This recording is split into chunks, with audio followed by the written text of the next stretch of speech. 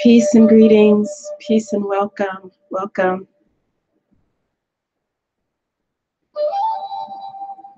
It's been a while since I've been on the camera, so I figured I would come on this morning. It took me a little bit of time to get everything set up because I wanted to try to show the pages of the book as I read through them, because, I mean, quite frankly, who wants to sit and watch my face while I read? So we're going to see how that goes. And doesn't mean it's going to be effective, but we shall try. And we can do the hexagram for the day.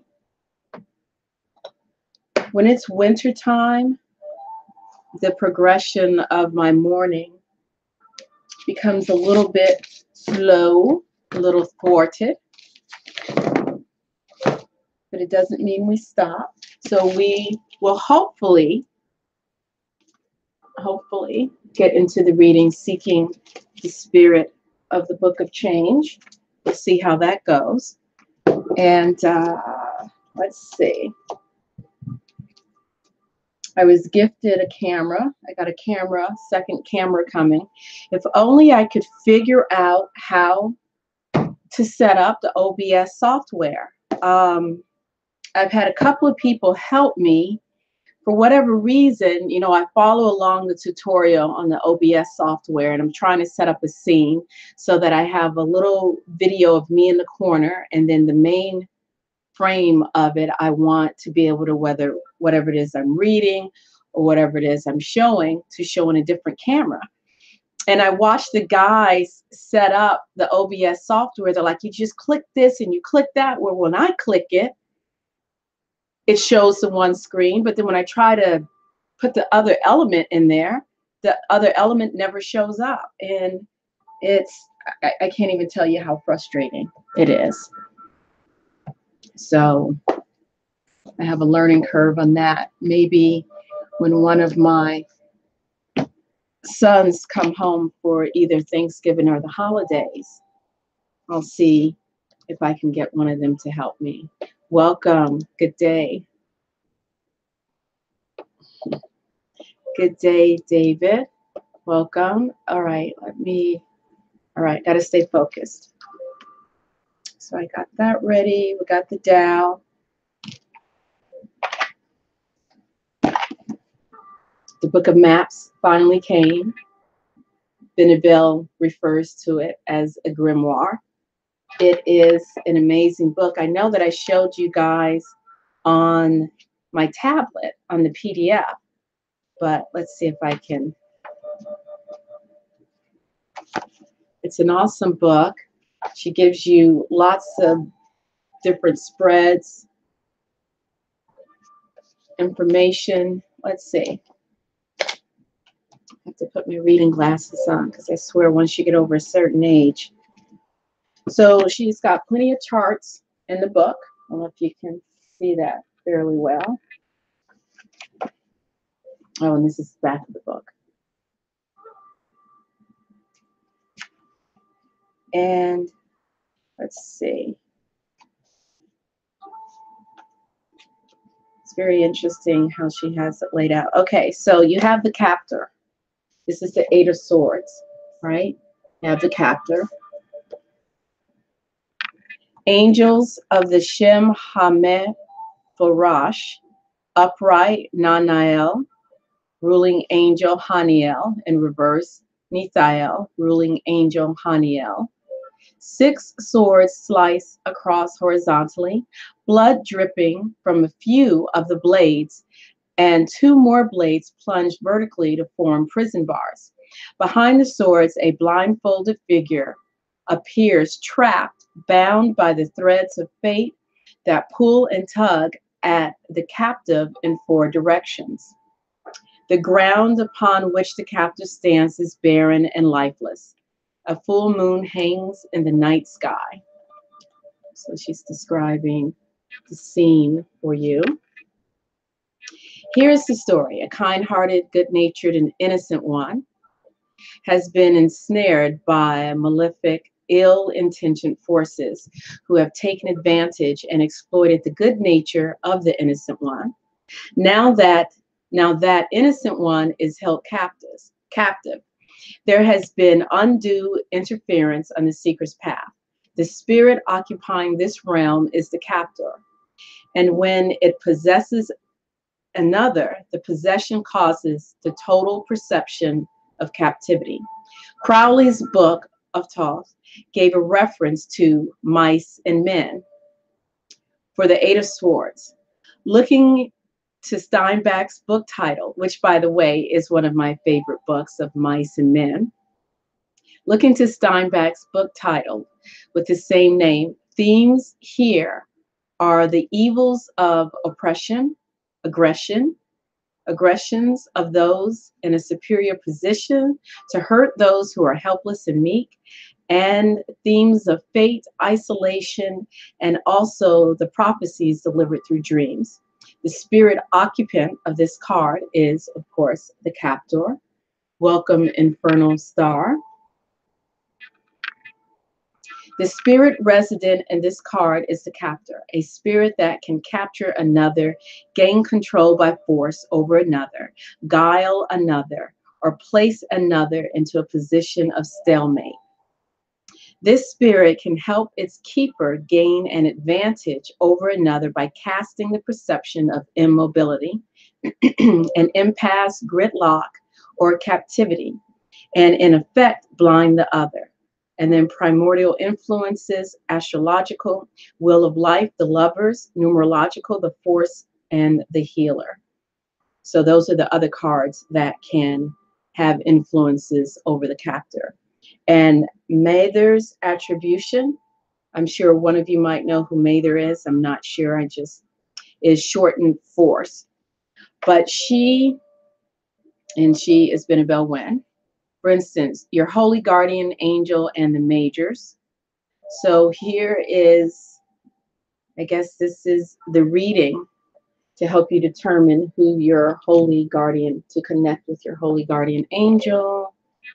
I mean, this book is very concise, very well thought out.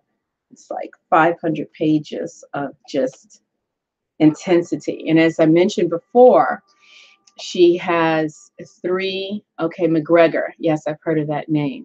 Now, refresh my memory. Who exactly is McGregor, David Lux? I've heard that name before, but okay. Let's see, what else can I share? Okay, so in Benabel Wen's Spirit Keepers Tarot deck, there are, oh, right. Mather's was a leader. Let me get the rest of that. Okay, leader of the Hermetic Order of the Golden Dawn. Okay, so that's better. All right, just trying to get my screen. I am so not tech savvy. Technology has finally outdone me. I remember the days still trying to teach my mother the concept of email. She has not quite figured that one out. And now I'm on the other side of that. But anyway, as I mentioned before, in her deck, Spirit Keepers Benabel creates 3 Fool's card. One is the initiate, one is the seeker, and then one is the keeper. So, you know, the initiate, and then the seeking of knowledge, and then the keeping of knowledge. Hold on one second. Hey, I'm going to have to call you back because I'm doing a live now. Okay, bye-bye. I wanted to go ahead and answer that because a friend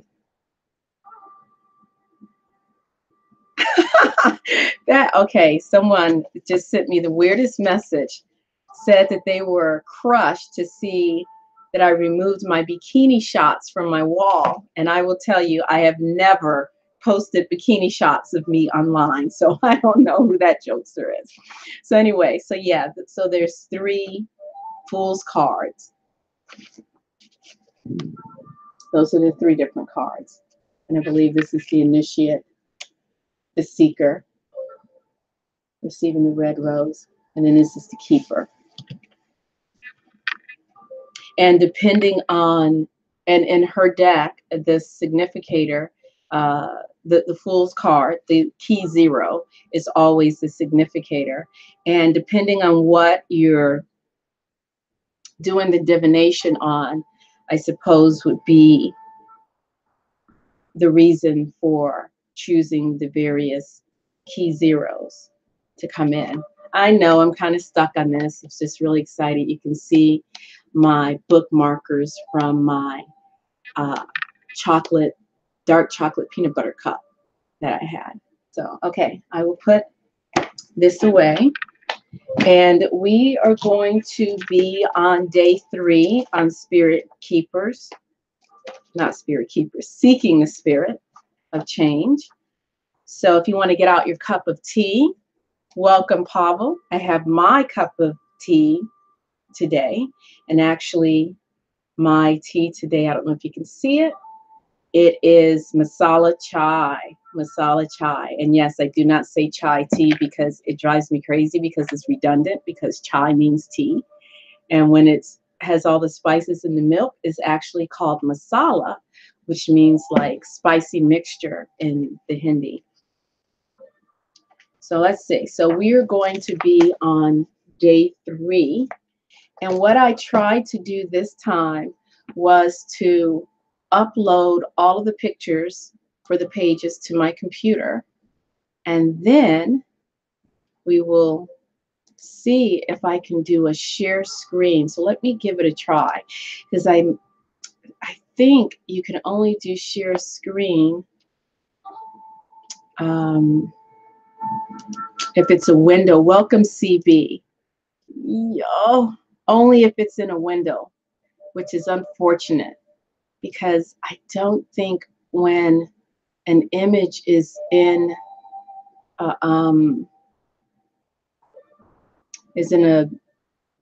Chrome window or browser window, you're not able to zoom in, and that is what I want to do. I want to be able to zoom in, and this is the very reason why I need to figure out this OBS software. If I had someone that could,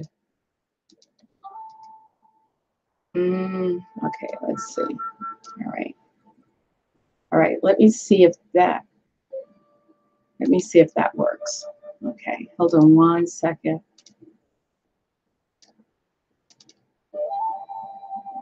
Does that work? Oh, wait a minute. Okay, it is zooming in. We don't need it that big though, right? Okay. So guys, bear with me. You know, I am a work in progress. This live stream is a work in progress as well. Okay, so we'll be able to do that. That way I can interject my face in the video as well as give you the pages of the book, because we have 11 pages to go through. Okay, so that's good. We got that settled. And welcome everyone. Okay, so I will set that over to the side for a moment. And if you guys have any questions, any comments, anything you would like to share, if you would like to come on the live with me and share your 25 cents, I'd be more than happy to have you on.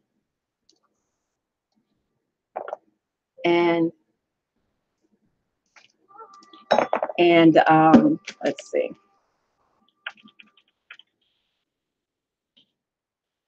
Okay, just had to clear that up to tell this person I did not have bikini shots on my Facebook page. I'm trying to think. No, I did not. No. At best, I probably had on some jeans and a spaghetti camisole.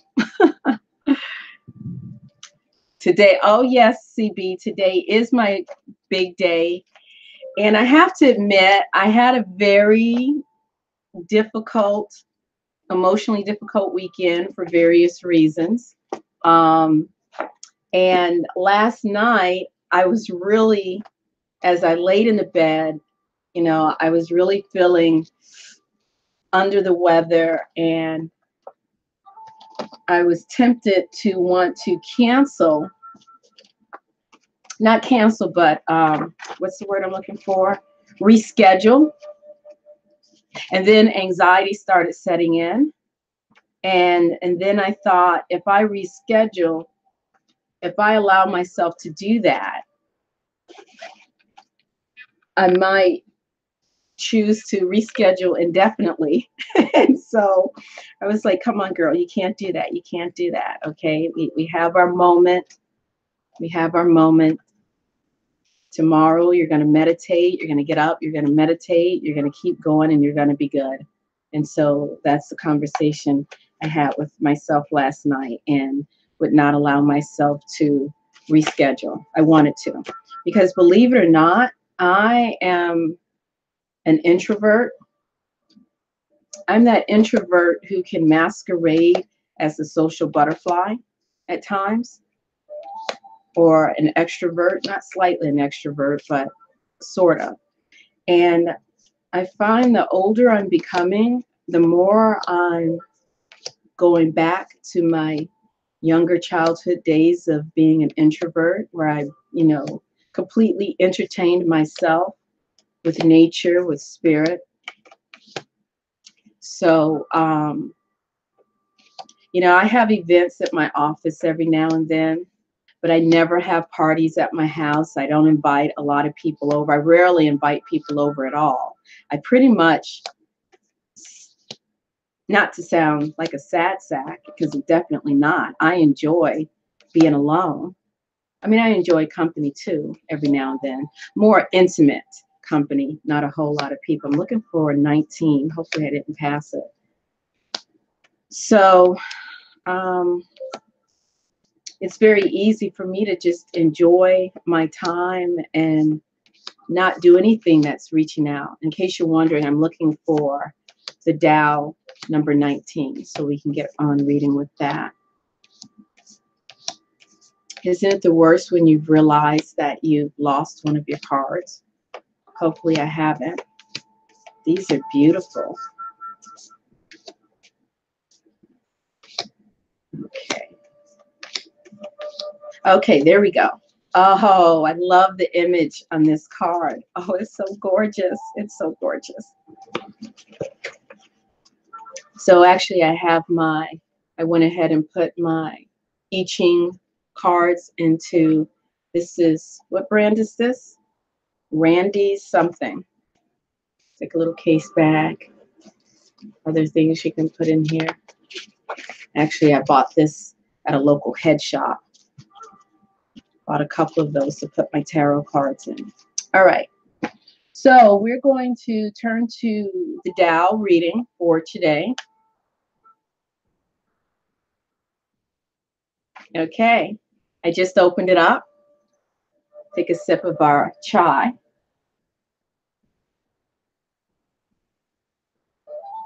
All right, this is sweet. So we're going to do chapter 59 from the Tao Te Ching. And of course, we will just read 2. We have Ursula Le Guin, Welcome La Gata Blanca, and we have John C.H. Wu. Staying on the way. In looking after your life and following the way, gathers spirit. Gathers spirit early, and so redouble power. And so become invulnerable. Invulnerable, unlimited, you can do what you like with material things, but only if you hold to the mother of things. Will you do it for long? Have deep roots, a strong trunk, live long by looking long. I don't know about you, but that was definitely the message that I needed to hear from Spirit today. And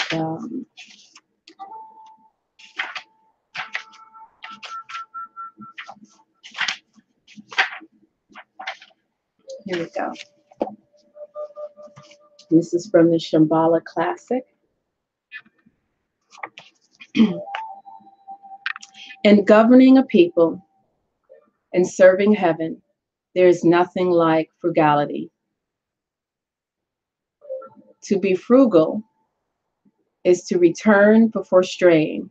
To return before straying is to have a double reserve of virtue. To have a double reserve of virtue is to overcome everything. To overcome everything is to reach an invisible height. Only she who has reached an invisible height can have a kingdom. Only he who has got the mother of a kingdom can last long. This is the way to be deep-rooted and firm planted in the Tao, the secret of long life and lasting vision. There we go. So here are the two copies if you're interested in those translations. All right. So today we are going to be looking at hexagram number 19. And in the Tao Oracle, and oh my gee, I should have put socks on because it is freezing in here. Let me put on my wrist warmers because I'm about to have a meltdown. So there you go. These are my wrist warmers that were gifted to me all the way from Sweden. My dear friend, and she was my doula at one time, went to visit her mother in Sweden. And right before she came back, she sent me a Facebook message and said, pick which one you like. And I was like, what? And her mother made these for me. Her lovely Swedish mother with her long, kind of reddish, brownish, blondish dreadlocks. I think it's really cool. Kristen, she is a sweet, sweet woman, and a beautiful daughter, Lelena. So this is approach. This is hexagram.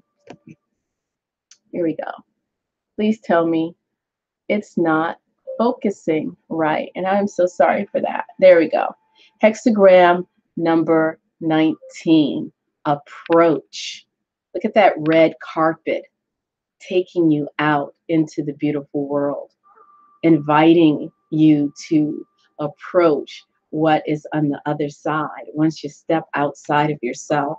Okay, advancing, keywords, advancing, a warm reception, prosperous conditions, increased influence, hopefulness, lightening up, and arrival. Anyone else need this message today? This is a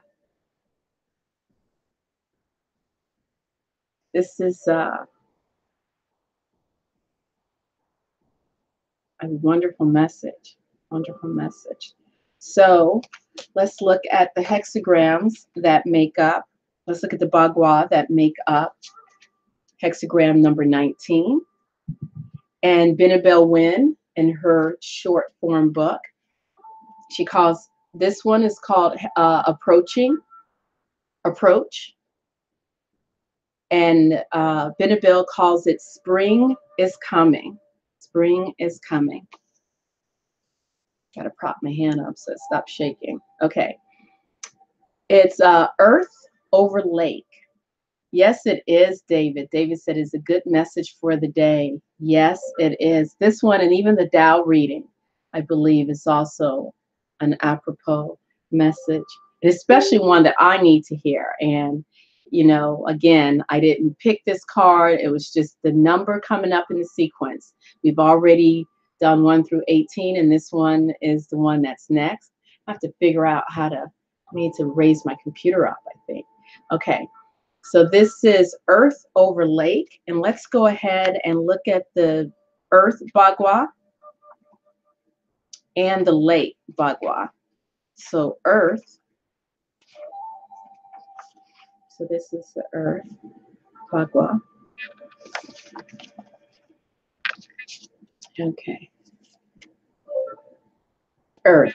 Receiving direction, yielding, receptivity, submission to heaven. Nurturing forces. Divine yin, receptive energy, that which yields, material world. The element is earth. Direction is southwest. Season, cardinal spring. Summer solstice. Life aspect, love and relationships and motherhood. Chakra, center seed, beginning of creation. So it's like that center of your being. And it's so funny. Earlier, I had messaged a friend and told him that I was going to go ahead and do a live reading today and put my face on the camera. And I think one of the reasons why I didn't have my face on the camera so long, I think is because I was sort of in an emotional cocoon and it was just building up and building up. But later, as I was just walking around the house and getting together, the thought came to my mind, okay, Tamu, it's ready to grab the bull by its horn. And the animal for Earth is bull, which is why I shared that little story. The archetype is the dreamer and the visionary.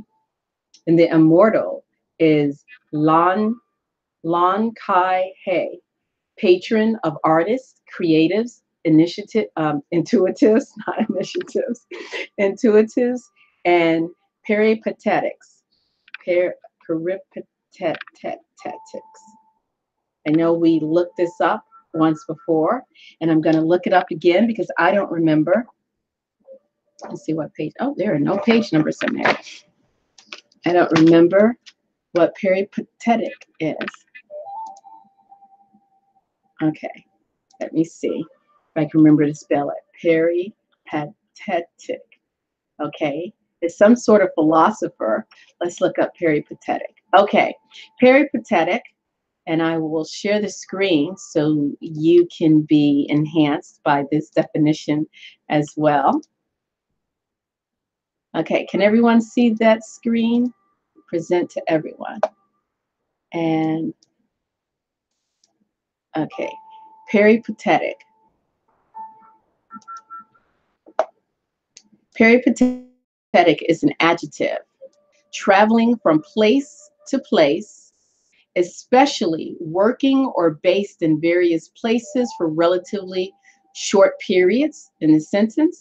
The peripatetic nature of military life. Synonyms: nomadic, itinerant, traveling, wandering, roving, roaming, migrant, migratory, unsettled. I could never get used to her peripatetic lifestyle. Aristotelian, noun, a person who travels from place to place. So there you go. Always look up a word, never make assumptions, and we will always be the better for it. So there you go. It's interesting. I learned that from someone always, when you come across, I guess he got it out of the Dianetics book, I suppose. I don't know if it's anywhere else. I mean, of course, it makes sense. But learned from someone that whenever you come across a word when you're reading, don't just gloss over the word if you don't understand it and thinking that you're going to eventually figure out what it means. Stop, look it up. And this person I no longer communicate with turned out to be kind of an ass, but whatever situation you go through, even when you think it's like the worst situation, there's always something that you can learn, something that you can learn from someone. And even someone that you might fundamentally disagree with, think is the most horrible person ever, ever, ever, there's still something to be learned. So I keep that gem with me all the time. So there you go. So the upper hexagram is Earth, having been in a receptive mode. And then the bottom is lake. Oh, there you go. That's the back of the card. Lake. So the lower trigram is lake, a fertile womb. And what makes it a womb? You see this yin line, which is, of course, the feminine line. It's broken. So you can enter in like a womb. And then the fertile nature of it is because you have the double yang. So that's a lot of active energy inside of that womb. So fertile womb, receptivity for further growth, nourishment, receiving pleasure, tranquility, devotion, joy, satisfaction, stagnation, openness, intuition, vision, metal. Sorry, my nose is itching a little bit. Metal is the element. The direction is west. The season is autumn equinox, cardinal winter. Life aspect is children, fertility, and nurturing. Medical, it actually goes along with earth. Wow, it's really coming together for me now, because you know, earth, that the aspect of the Bagua earth is about motherhood. Let me get back to that one. Yeah, it's love and relationships and motherhood. And then the lake is children, fertility, and nurturing, which is, you know, can be the result, is not the result. Well, it's the result of love and relationships, but it's also part and parcel of what goes along with love and relationships, nurturing, taking care of, and motherhood, of course, taking care of children. And let's see, the chakra is the third eye, and the animal is the sheep or the tiger. The archetype is the diviner. The immortal is Zhang Li Quan, patron of warriors, ceremonial magicians, and alchemists. So now I can understand why B.MSc names this hexagram spring. What does she call it? Spring is coming. Because you have such an aspect of nurturing, of waiting, of motherhood. Don't say that, David. My nose is, I don't mean to be gross, and I don't have a stuffy nose or anything, but it's like all of a sudden itching like crazy.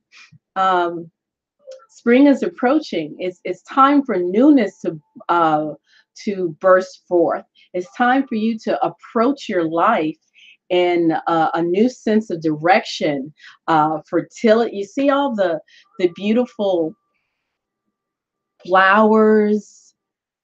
That looks like I don't know if that's either green pastures out there or a green lake. Who knows? There's the blue skies out there.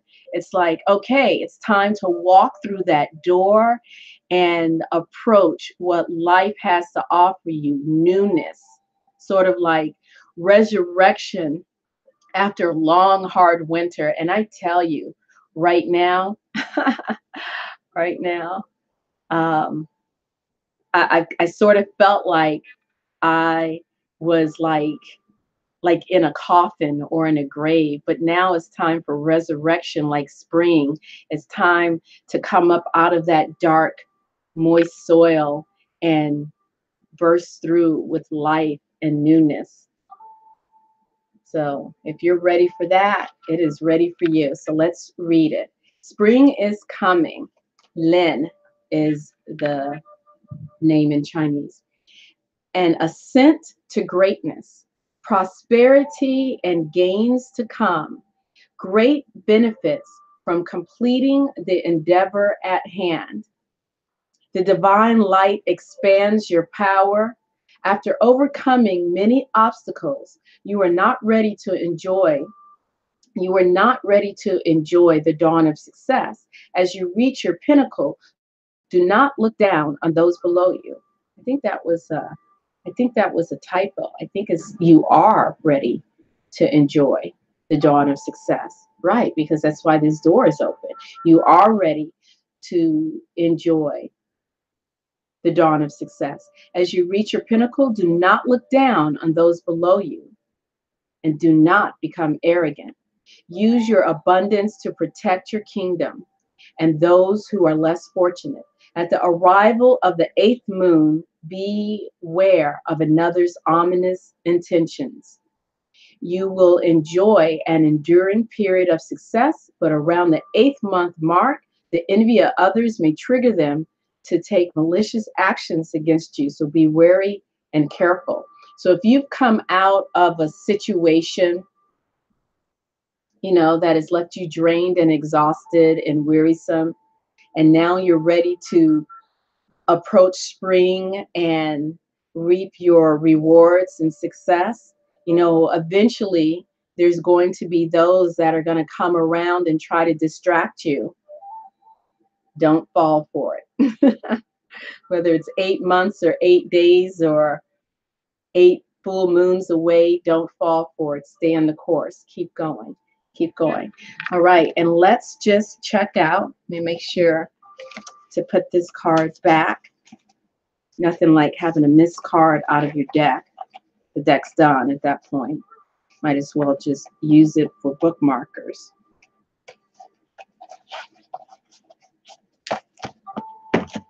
All right. That's good enough.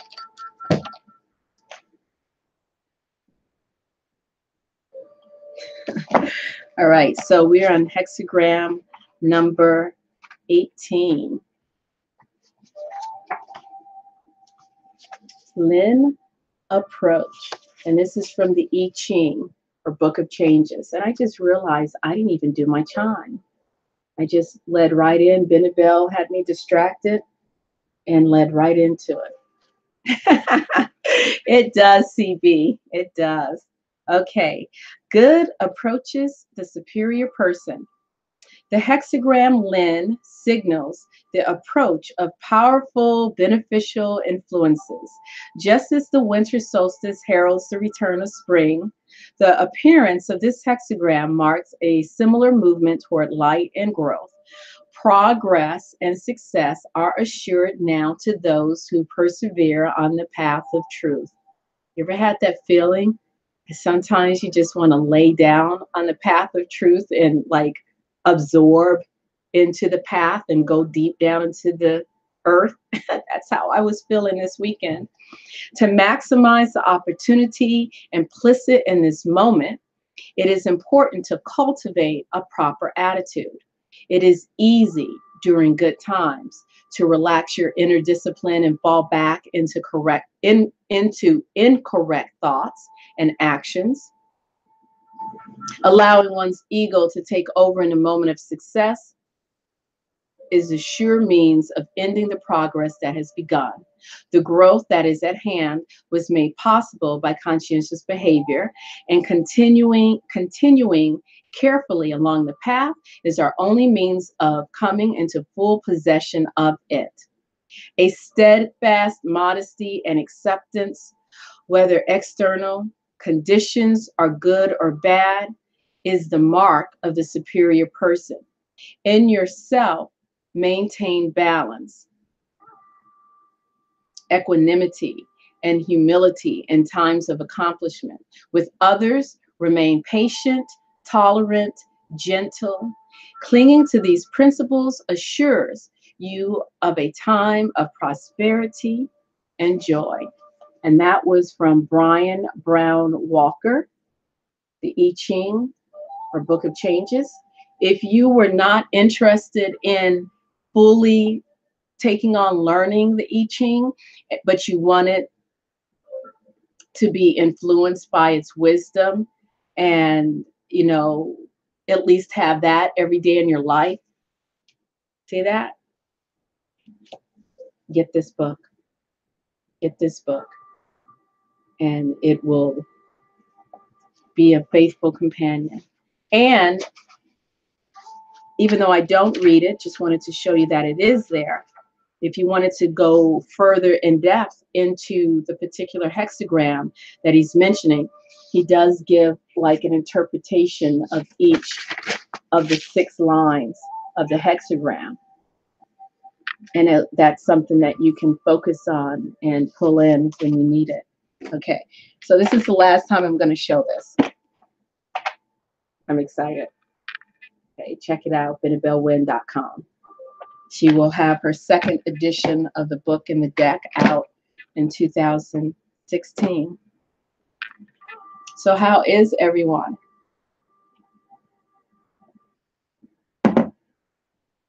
All right. I didn't do it before, but we're going to do it now. I would like to welcome everyone to the channel and thank you for being here. I'm Tamu Ngina, Priestess Heart, and I enjoy coming on to spend this time with you. So we're going to take a nice, yes, that was hexagram number 19, and OMG, my nose is itching. We're going to take a moment to take a nice deep centering breath. Welcome everyone into this sacred space.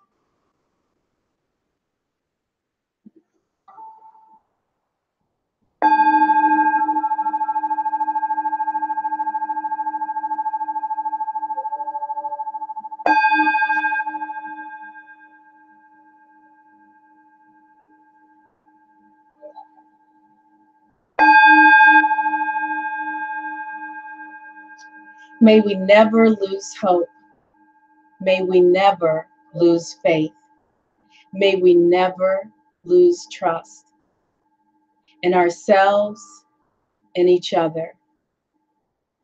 May the wind consecrate our dreams and our deepest soul-felt prayers. May the wind scatter them to the 4 corners of the world. May our love receive and fulfill all. May it be so, and so it is.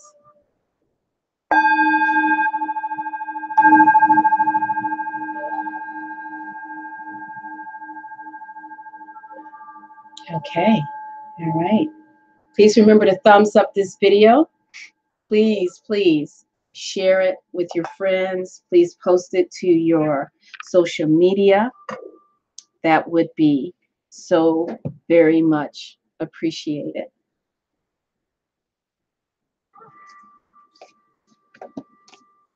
Okay.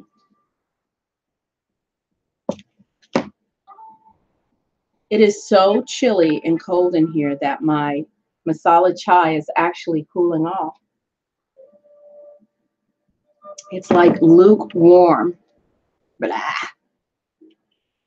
Okay, got my spectacles back on. And we are getting out the book, Seeking the Spirit of Change, 8 Days to Mastering a Shamanic YiJing Prediction System. And let's see if I can bring up. Eventually, I'll be so sophisticated that I'll have like my picture up here and then the book right here on the side. God's willing. Okay, so let's see.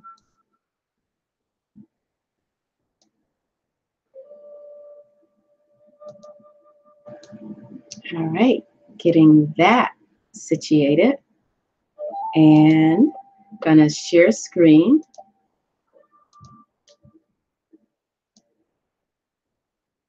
You are screen sharing. Okay, present to everyone. All right, can everyone see this? All right, so we are on day 3.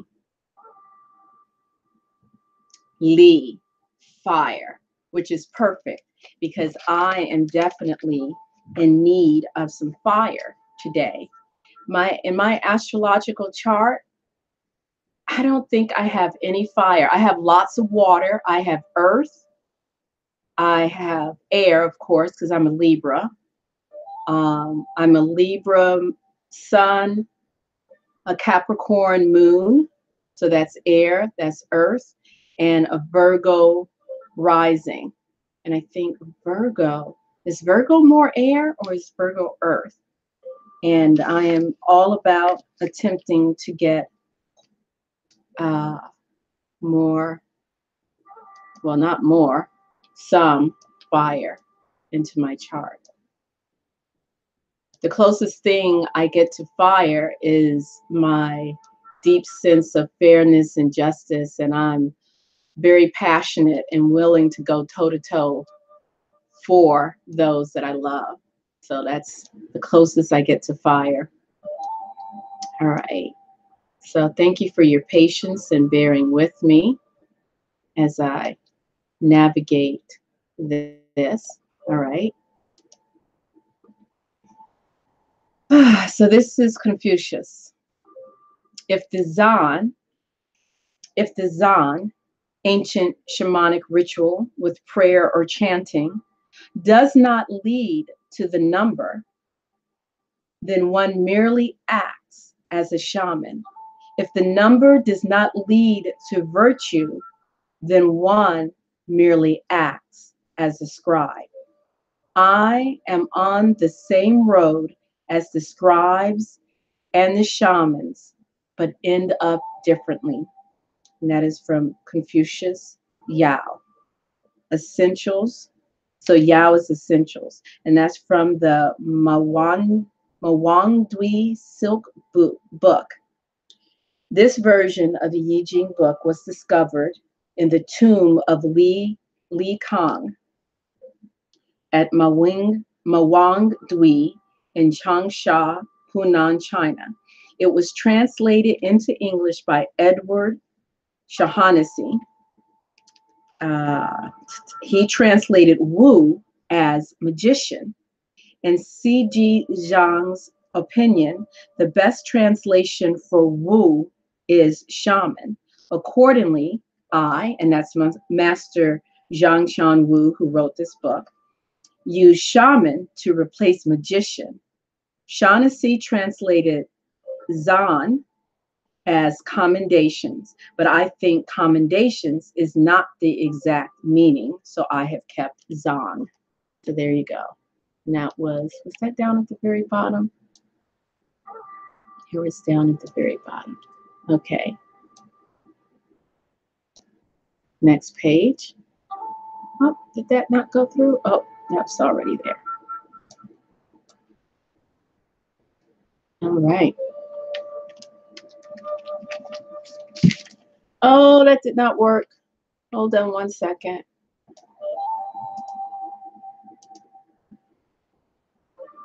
Videos 3. There we go. There we go. Okay. So we are on Shu, numerology. Shu for numerology. YiJing, the Book of Changes, is all about the yin-yang principle. In fact, the whole text of the 64 hexagram, let's bring that up a little bit. The whole text for the 64 hexagrams is based on two lines, the yin line, broken line, and the yang line, the solid line. One yin and one yang are called the Tao. Ancient Chinese sages discussed the Tao in terms of yin and yang, determining that the union of yin and yang results in a state of the Tao. As we have seen in the symbolism of YiJing, the trigrams and hexagrams are composed of yin lines and yang lines that represent the Tao. The interesting thing is that we can find the words yin and yang directly written about in the original Chinese version of the YiJing text. The yin line is called the sixth line, and the yang line is called the 9 line. Okay. I always wondered, always wondered where those numbers 6 and 9 came from. Okay. Shu Dao, the way of numbers. Today, I am making some red phoenix tea for us. I pour the tea into the cups after I do a purification. We sip this dark red tea and relax in the bright sunshine. Well, unfortunately, here in Pennsylvania, there is no bright sunshine, but we shall use our imagination and be positive. And the tea in my cup is, let's see, let me get that. No, not again. Is that going to work? There we go. The tea in my cup is Assam black tea, Assam, and Lapsang. Lapsang is a black tea that I was introduced to. And for those who enjoy cigars, Lapsang has this nice light flavor as if you had smoked a cigar. So our next page.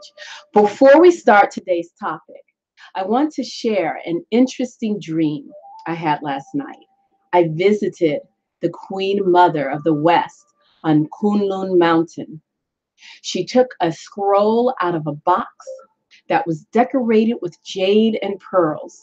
She opened the scroll, and I saw a beautiful Taiji pattern made by the numbers 6 and 9. Wow, that is interesting. Because I just remembered, and this is me, Tamu speaking, not Master Wu. I was just remembering I had seen the numbers 6 and 9 overlapping each other. And I remember thinking, this is earlier in the week, and I've thought it before whenever I've seen it. I was like, that looks like the Tai Jitsu, the yin yang symbol. So that's interesting. 6 and 9. Remember those numbers. I remember that the 6 is yin and the 9 is yang in the original YiJing text. This dream is a great omen for our discussion. This 6 and 9 yin-yang system is related to the 5 elements numerology system, which we will discuss later. For now, it is enough to understand that the YiJing system originated in a numeric system. And I don't know if you guys can see the Queen, whoopsie-doo, the Queen Mother of the West right there. There she is, right there. And I don't know, I think that, see there, that looks like a tiger right behind her. You can see the stripes. You can see the cat face there. And then there's a dragon on the other side of her. So there's a dragon and there is a tiger. And I'd like to go ahead and show you right quick.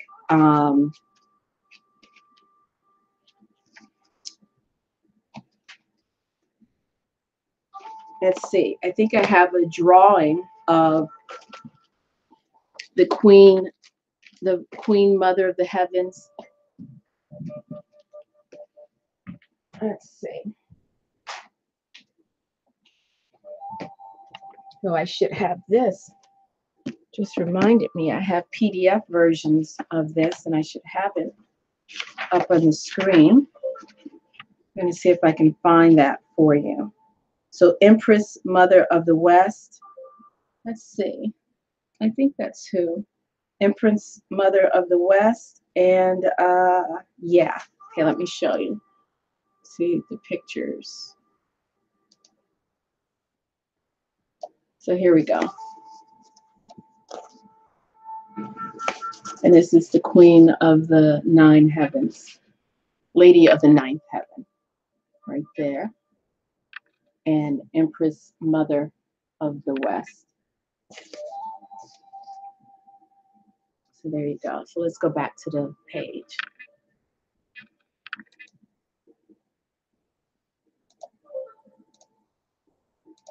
Okay.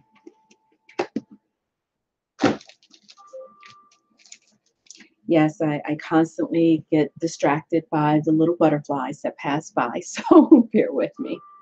Okay.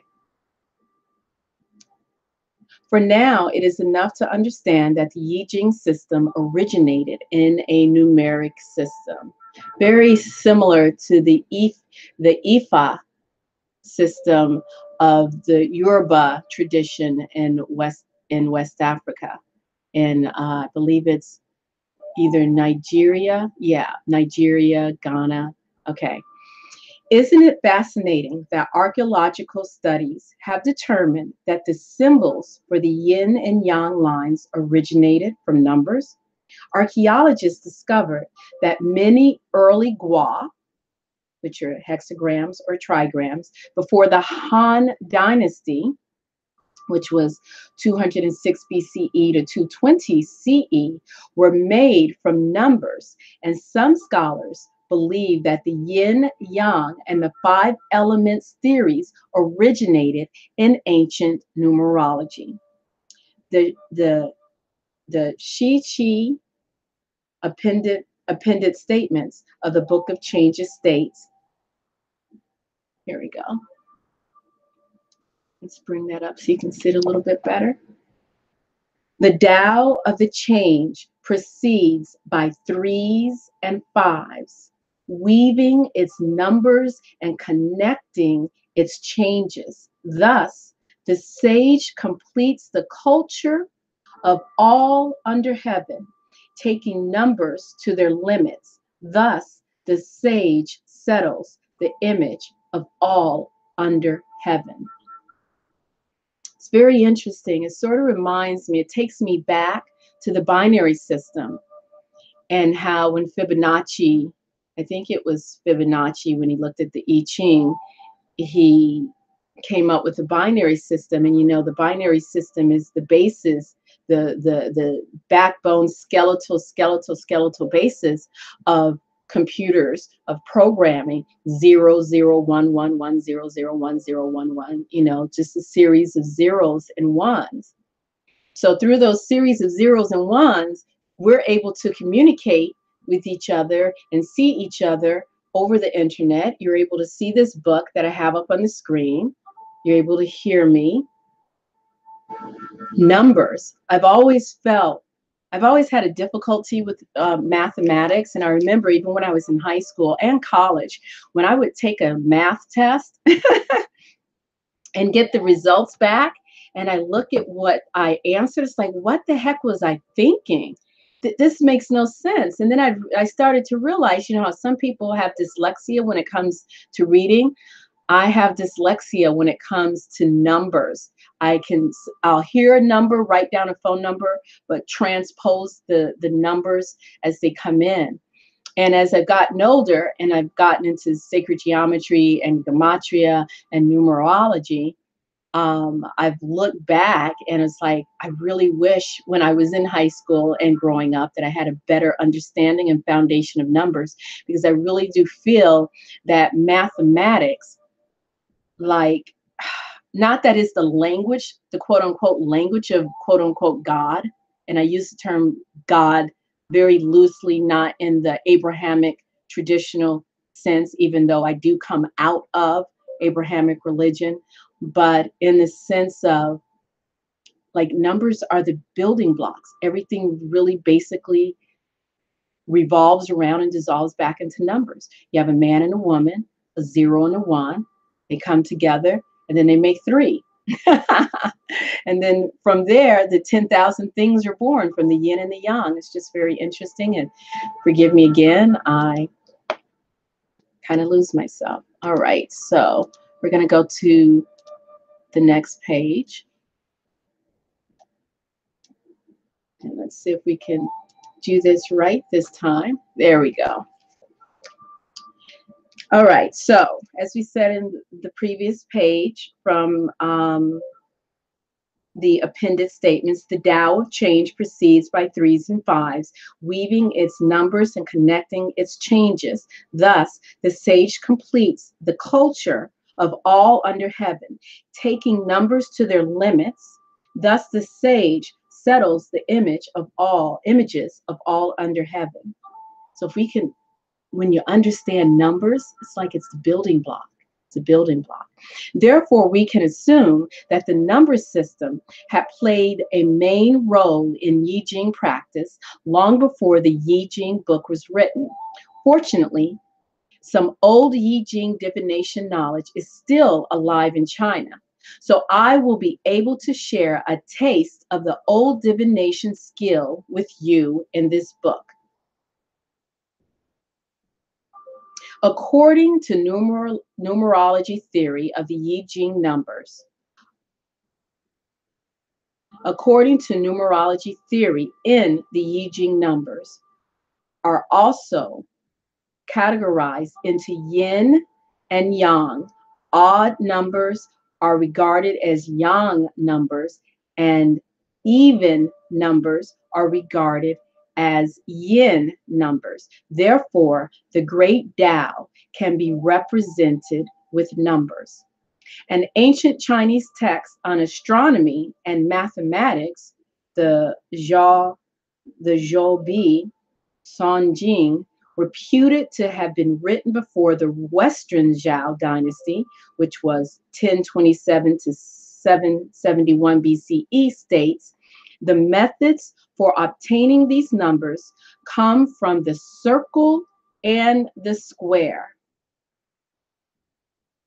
So the methods for obtaining the numbers of the yin and the yang, of the numbers of the YiJing, were the methods for obtaining these numbers came from the circle and the square. It's interesting.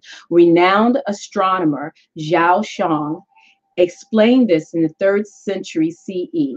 The circle and square are the shapes of heaven, respectively, heaven and earth, and embody the numbers of yin and yang. And in the words of Liu Wansu, a famous Jin dynasty, 1115 to 1234 CE, and Yuan dynasty, 1206 to 1368 CE, Chinese medicine doctor. So Jin was a Chinese medicine doctor during those periods. If one gains the numbers of heaven and earth, one gains the great Tao. I mean, this is not a book that you just read through. This is a book that requires contemplation and meditation. Infernal Star and Angelo states the whole of Kabbalah is based on number and letter. It's gematria.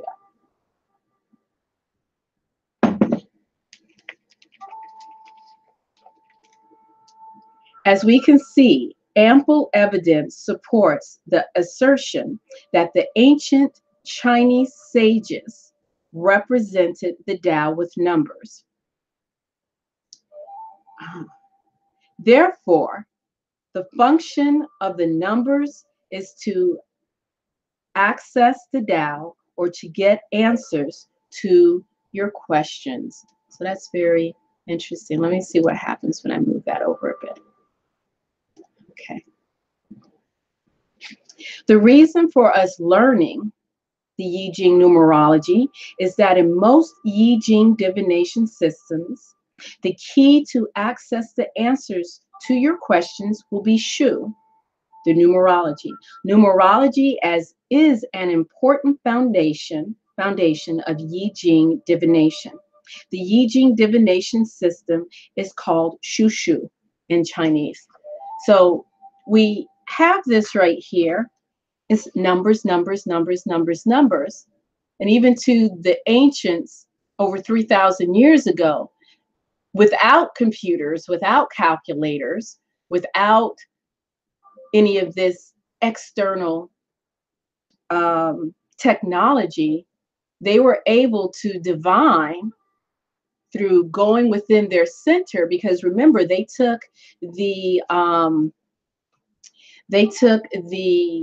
directions, whether it's the 4 directions or the 5 directions, the 5 elements, placed it on their body, and their center was the center of the universe, and through that center, connecting with the center of the fractal of self, because remember, the universe is a giant fractal, and we are a minuscule piece of that fractal, and it is through traversing the internal landscape of that fractal that they were able to then determine, so below as above, so below, and they were able to figure out the fundamental foundation of the universe, of the Tao, is through numbers.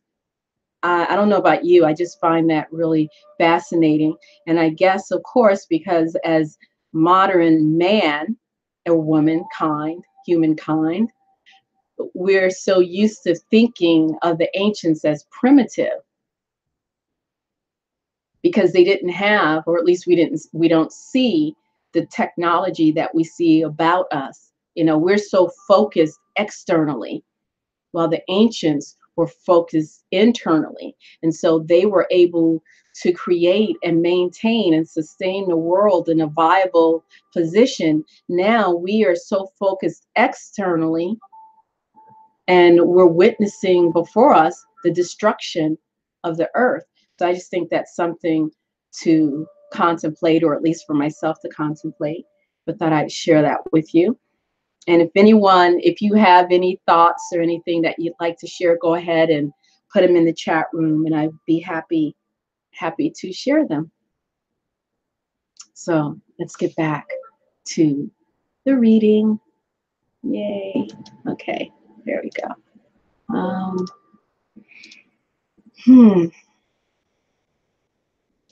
Okay, here we go. So we're going to turn to the next page, which is page 78 in our booky book. And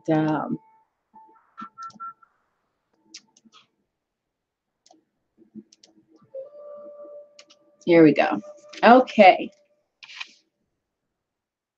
In Chinese, shu means number or calculation, and shu means art or skill.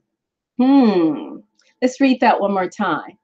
In Chinese, shu means number or calculation, and shu means art or skill.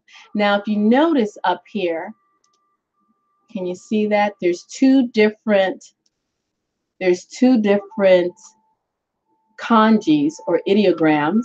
I think the kanji is the Japanese term for it. There's two different ideograms for number and calculation and art and skill, but they're both pronounced shu.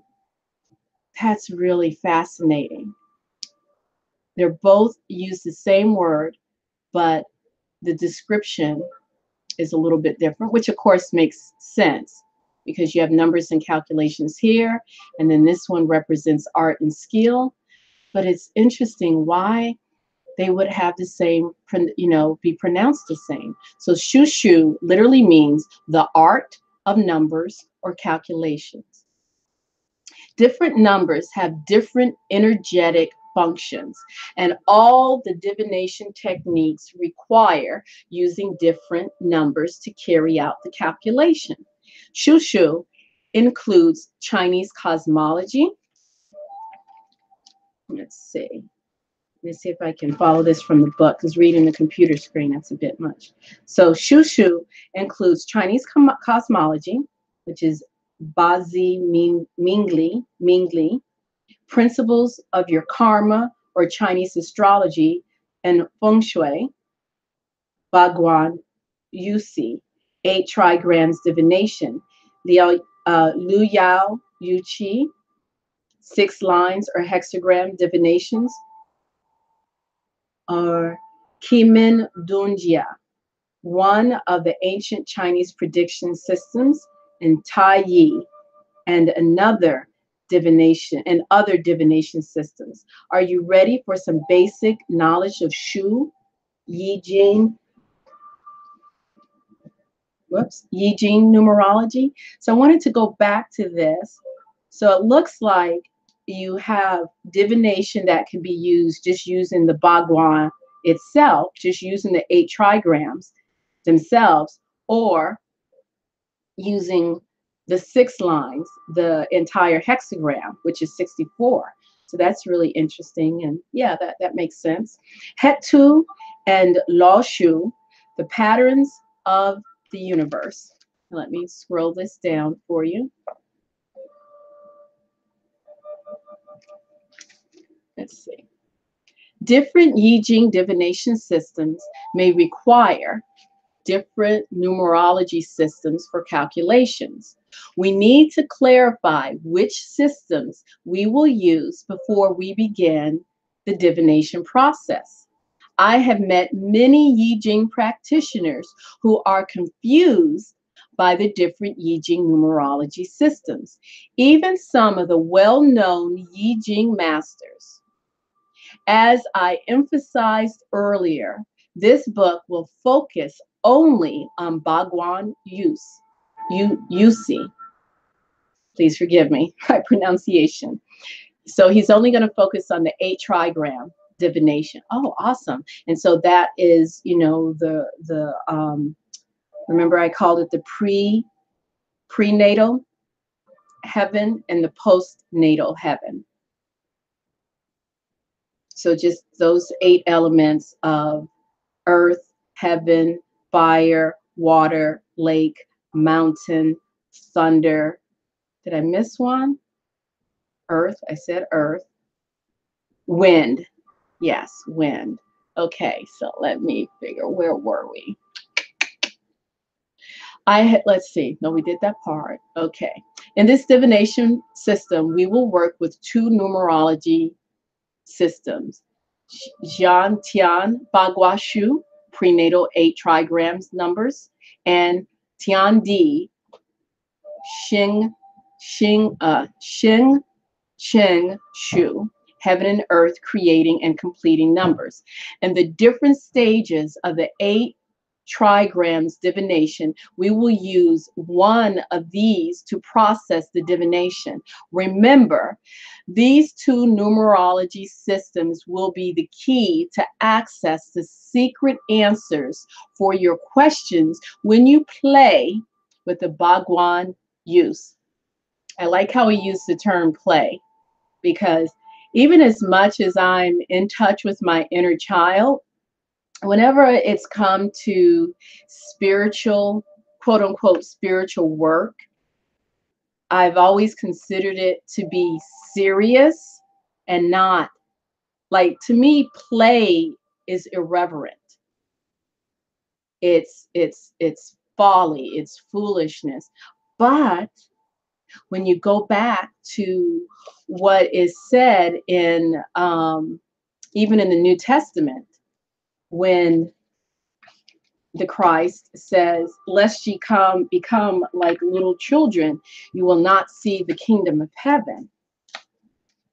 And so therefore, it is important to approach it as play, because I suppose when you approach it as play, and when you look at little children, their play is not irreverent. Their play is, they are deeply contemplated, they are focused, they have given over their full body and intention and joy and glee to that play. So that was just a trigger word for me to, again, remember to keep that playful, joyful attitude. And it's not your inner child over here and then your serious adult over here. You can bring them both together, and play does not mean irreverent. And I wanted to show you something. Let me get this.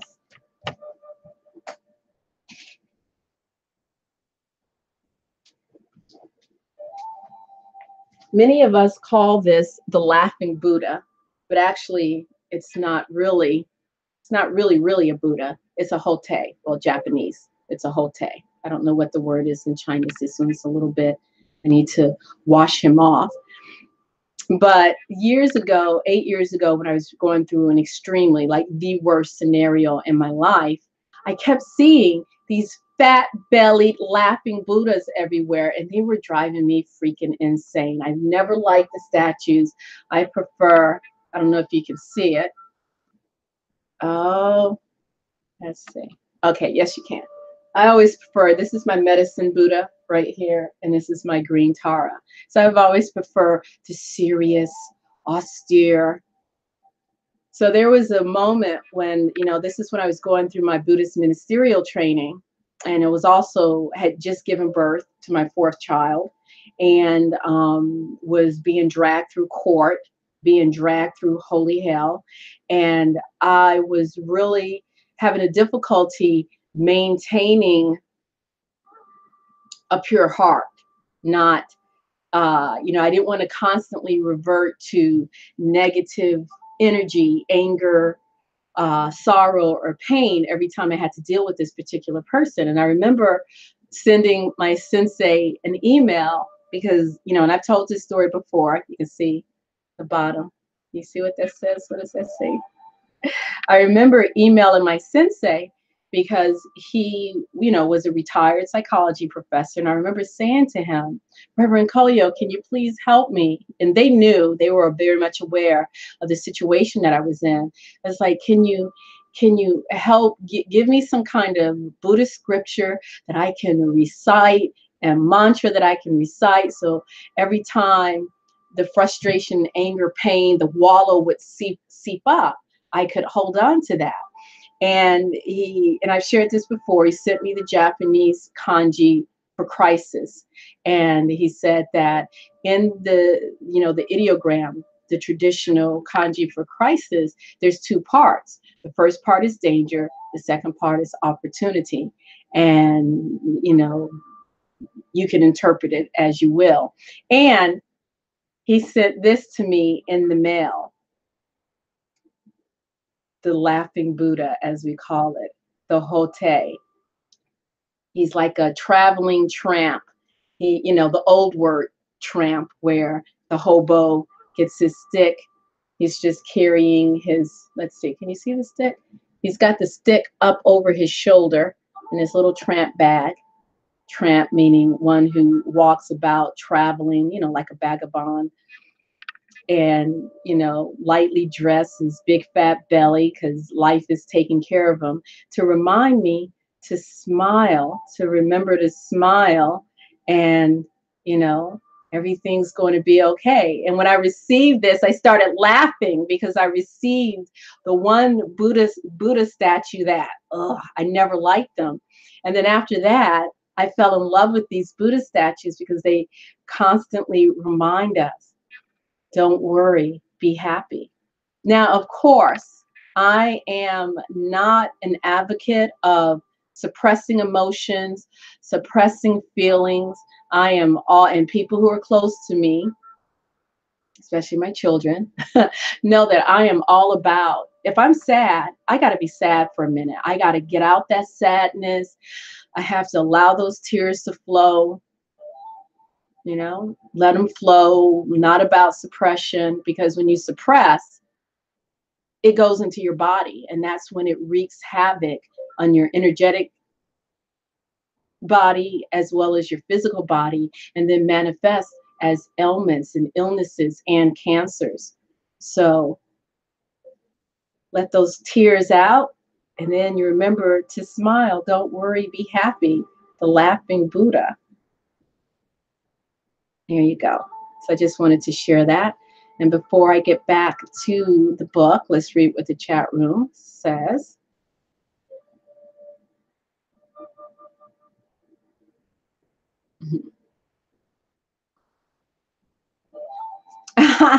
Okay, let's see. Infernal Star says the new religion of the ages, materialism. Yes, materialism is the worship of matter. The gods were dethroned long ago. And David Lux says in the Egyptian, I guess that's the Egyptian Book of the Dead, or Egyptian coming forth by day. I think that's the translation. The heart must be light as a feather to move forward. And that's really interesting. And Infernal Star says, yes, Ma'at. And that is true. And, you know, when I first used to hear about that light as a feather, I was thinking, here, let me put, you know what? I am so backwards today. Better late than never. Let me go ahead and light this. Because I want to, see, I got everything out. And then as soon as the live stream started, I forgot all of this. So let me go ahead.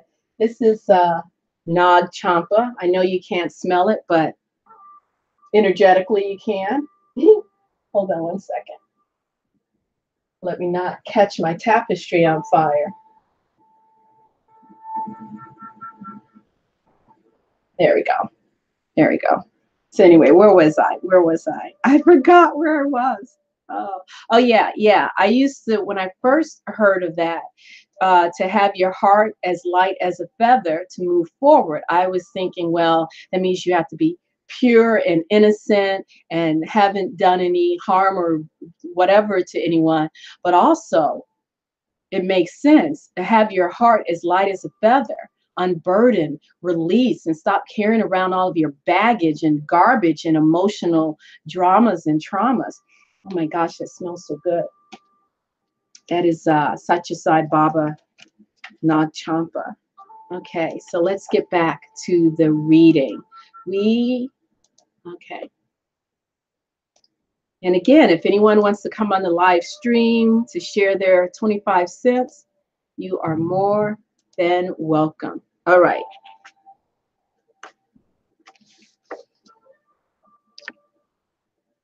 Okay.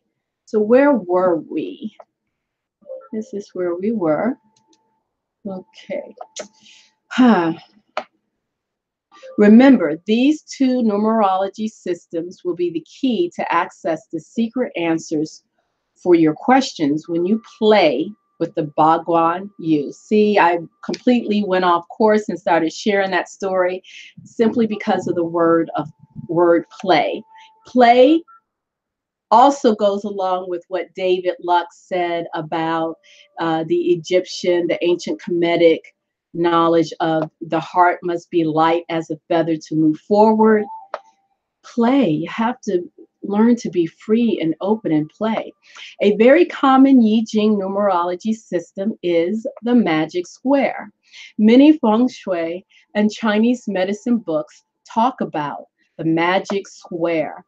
In many YiJing divination systems, the magic square is very important.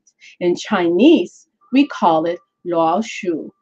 Luo Shu and another numerological pattern, Hetu, were the original source of the YiJing. Let's talk about Hetu and Luo Shu first, even though we will not use them directly in Bhagwan Yusei. By the way, how is your tea? Oh, thank you, Master Wu. My tea is a little cold, but it tastes divine. Let us have another cup of tea. This red phoenix tea will help keep our Shin, spirit, and mind clear when we discuss these numerology systems. The Shi appended statements is the oldest document that refers to Hetu and Lao Shu and affirms. So let's go to the next page. And affirms Yellow River breeds Hetu and Luo River breeds Loshu. The sages, hold on one second. The sages, or enlightened beings, or YiJing writers, follow the way of these patterns. So here are the patterns. They just look like very pretty ideograms to me. Oh, do you recognize this one? This is Earth. I recognize that. That is Earth. I recognize that from Bennett Bell's breakdown of the Bagua. Let me just make sure that I got that right. That is the element. Oh, yeah, that is the element Earth. element earth. By this proclamation, we can guess that enlightened beings discovered the YiJing divination systems, trigrams, and hexagrams by studying the universal way along with Hetu and Lao Shu. And so the Hetu, Yellow River breeds Hetu, and Lao River breeds Lao Shu. It's interesting. So those are flowing patterns. Okay, so where do we go? Some scholars have doubts about this. However, if we deepen our studies, we can figure out that the yin yang and 5 elements principles are a perfect fit in these two patterns. Having genuine knowledge of Hetu and Lao Shu will shape your YiJing practice. Here, we must touch on a very superficial idea of Hetu and Lao Shu. Hetu river pattern. He means river, and it refers specifically to the Yellow River in some classical Chinese writings. Tu means draw, picture, image, and pattern. We can translate Hetu as river pattern. Actually, the original meaning of Hetu is a pattern from the Yellow River. A Chinese myth may help us understand the origin of the name Hetu. In ancient times, people lived in a peaceful and harmonious environment. One day, a horse, I said that so wrong. Let's try that again, okay? Hold on. Oh, okay. One day, a horse emerged from the Yellow River. Fuxi, remember we learned about Fuxi and Nuwa a while back?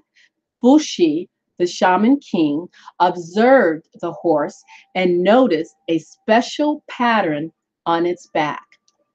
Okay, and let's go to the next page. He recorded the pattern with black and white dots. People call this pattern the Hetu river pattern and the Matu horse pattern because this pattern emerged from the Yellow River on a horse. In this diagram, the white dots represent the yang or odd numbers, and the black dots represent the yin energy or even numbers. From this, we can see that numbers 1 and 6 are at the bottom. Numbers 2 and 7 are on top. Numbers 3 and 8 are on the left side. Numbers 4 and 9 are on the right side. And numbers 5 and 10 are in the center of the diagram. Fuxi discovered the Tiandi Sheng Sheng Shu, heaven and earth, creating and completing number system through studying the Hetu. So here's the horsey coming, and here's the river. So here's you see the waves from the river. So here's the Hetu on the horse coming up out of the river. This I recognize is the ideogram for horse. That's beautiful. There you go. Okay, so we're going to go to the next page. If anyone has any questions or comments, again, feel free to share. This live stream belongs to all of us. I'm just the hostess with the mostess. And I am quite corny. I admit it. Okay, so some scholars consider this pattern to be a model of the universe. Here's the Taiji Hetu. According to ancient Chinese cosmology, the primordial universe was a mass of qi. The light qi was ascending and moving like a river. So the ancient Chinese named this flowing qi the Tianhe, heavenly river. And the stars emerge from the Tianhe or Tianhe. Okay. Sorry, I had to, my son sent me a text message asking me a question. I needed to respond.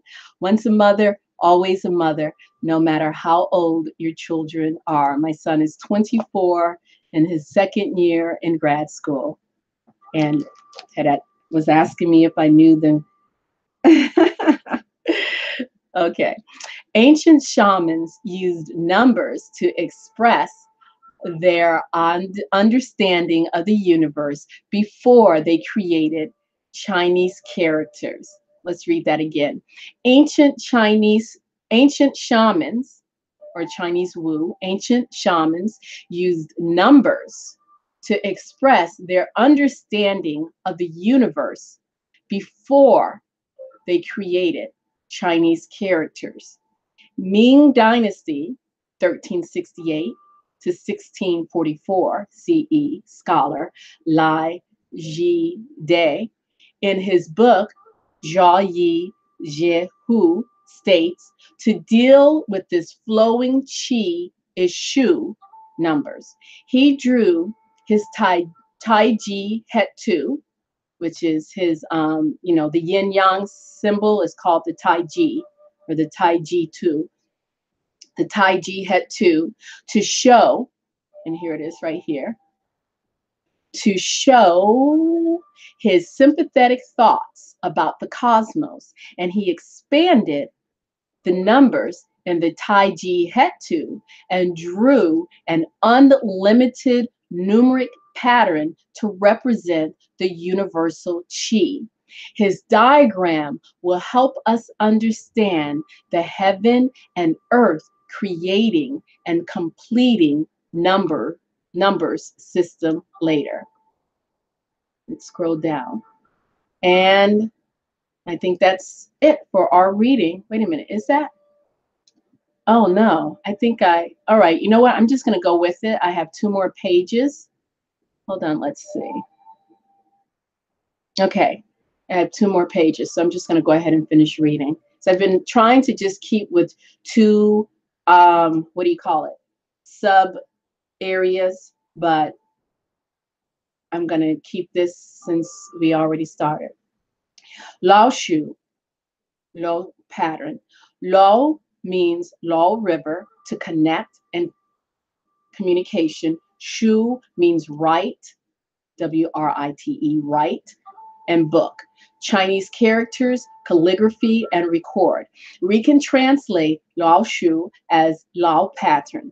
Actually, the original meaning of Lao Shu would be a pattern from Lao River. A Chinese myth may help us understand the origin of the name Lao Shu.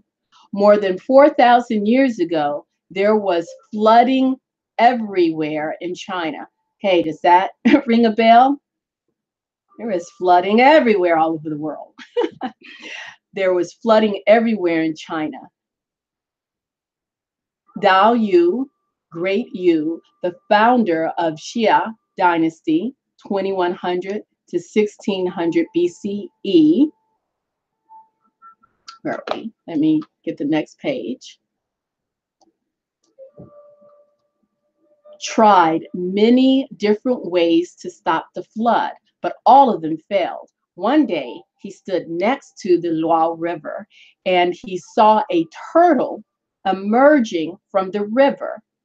To his surprise, there was a special pattern on the back of his turtle. Story kind of sound familiar? He observed the pattern carefully and recorded it. Kind of makes me remember that there are omens and patterns all around us. And if we observe nature, we'll begin to understand, again, the fundamental patterns, principles of the universe by observing ourselves and observing nature and the world around us. Now, when we look at modern life, where are we right now? We are kept indoors all the time. We're sitting behind desks. We're working in offices. We're usually people, the unlucky ones, unfortunately, are sometimes go to work in the dark and come home and it's either dusk or getting close to being dark again, and there's no chance to observe nature, to be around nature. And when you're at work, there's really no chance to observe your own personal nature because you got to stay on task. So along as CB likes to say, and myself, get in touch with your inner child. And I've always said, get in touch with nature. Okay, so where were we? Okay. To his surprise, there was a special pattern on the back of this turtle. He observed the pattern carefully and recorded it. People call this pattern Lao Shu or Guishu, turtle pattern. Da Yu had a great understanding of the universal way through studying this pattern. In fact, he saved China from this great flooding by digging an elaborate system of waterways patterned after the Lao Shu. Later, he became the emperor and divided China into 9 states by using the Lao Shu as his guide. And this is the magic square. What does that say? Zhonggong Shu,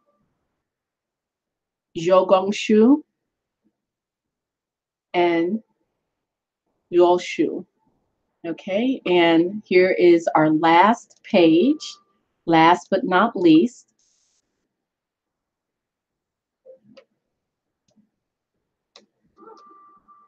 And we just have this top part.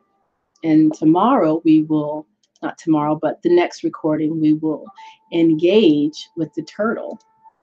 Okay. This story shows that Lao Shu contains the universal way. We may be able to do many great things with Lao Shu if you really understand the knowledge hidden within the pattern. People use this pattern in many different YiJing divination systems, as well as Feng Shui and Chinese medicine practices. In the Lao Shu pattern, the white dots stand for the yang lines, and the black dots stand for the yin lines. And of course, that's masculine and feminine energy, positive and negative energy, respectively. Let us replace the dots with numbers. And we have a new pattern made with 9 numbers from 1 to 9. Most people know the Lao Shu pattern as Zhou Shu, which means 9 palaces numbers, and is commonly translated into English as magic square. Again, what just popped into my mind? I'm telling you, David, right. David Lux says it's amazing how much the ancient masters knew about mathematics and the universe. And, I think what is amazing is they knew it because they studied themselves and they studied nature. Modern man, we are so, our minds are so imprisoned that we're not even given the opportunity. In traditional life, it's like, grow up, go get a job, contribute to society. You don't have time for painting or art or creativity, but those ancient masters, that's what they did. And yes, there were the other people that did work hard and did things, but you even had, for lack of a better term, the country folk.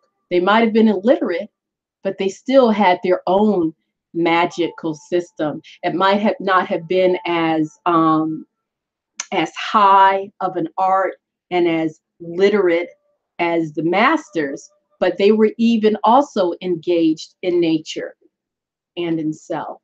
Okay, I know I keep going off. Let's go. Okay,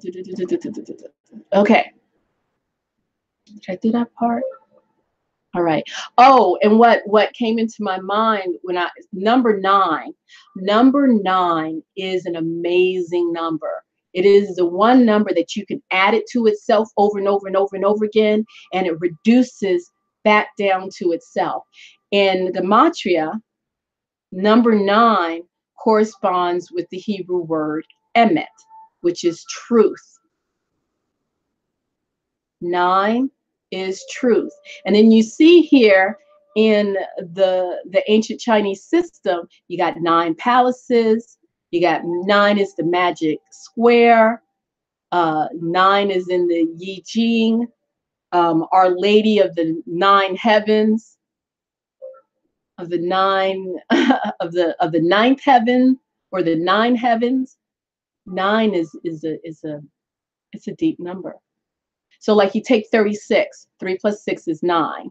If you take 81, 8 plus 1 is 9. If you take 9 plus 9 is 18. 1 plus 8 is 9. 9 times 9 is 81. So you got 81. 8 plus 1 is 9. If you took 999 million and added all those nines together, it comes back down to 9.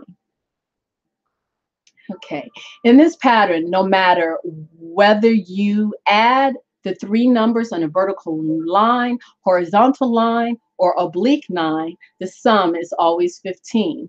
In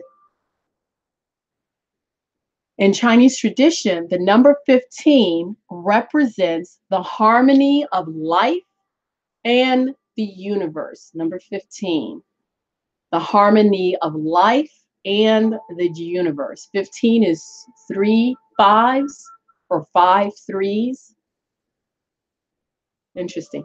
Therefore, we consider this pattern to embody the function of the universal way, or the Tao. Often, YiJing masters combine the postnatal 8 trigrams arrangement with Lao Shu in their consultations, and we call the new pattern Zhonggong Bagua, Zhonggong Bagua, or Zhonggong Ba Feng. So there you go. There you go. Thank you, beloved, all of you who persevered with me and my big mouth that needs to share with you every time a light bulb goes off in my head, but stream of consciousness. And I think that it also helps, your own stream of consciousness. And I really enjoy seeing the comments in the chat room and sharing everyone's ideas. So thank you. And I think that is it for today. I think I've gone an hour. I try to make these short, but it just is what it is. So I won't do the Kuan Yin today. Maybe I'll just stick to doing the Kuan Yin on Tuesdays and Thursdays when I'm not reading from the YiJing, from the Seeking the Spirit of the Book of Changes. And let's one last time get a visual. Get a visual for today's hexagram. Let's get a visual for today's hexagram. As Benabel calls it, spring is coming.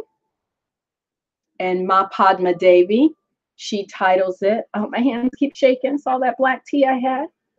19, approach. Got that red carpet going out into the beautiful spring. And the lighting over here is poor. I need to put my studio lights up again. I can see better. The key words, advancing. A warm reception, prosperous conditions, increased influence, hopefulness, lightening up. Where did it go? lightening up, ha, ha, ha, ha, ha, and arrival. So there you go. So much love, peace, joy, happiness to all of you.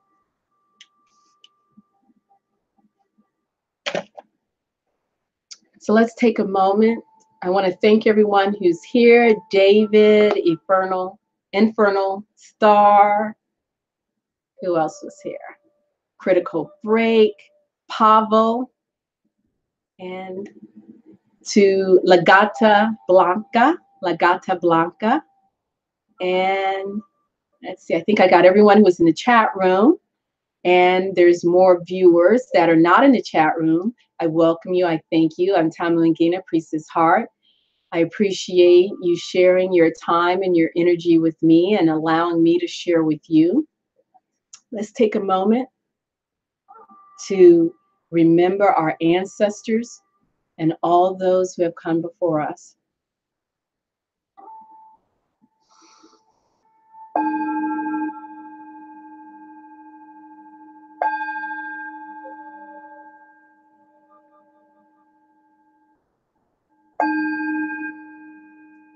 So I thank you, thank you, thank you.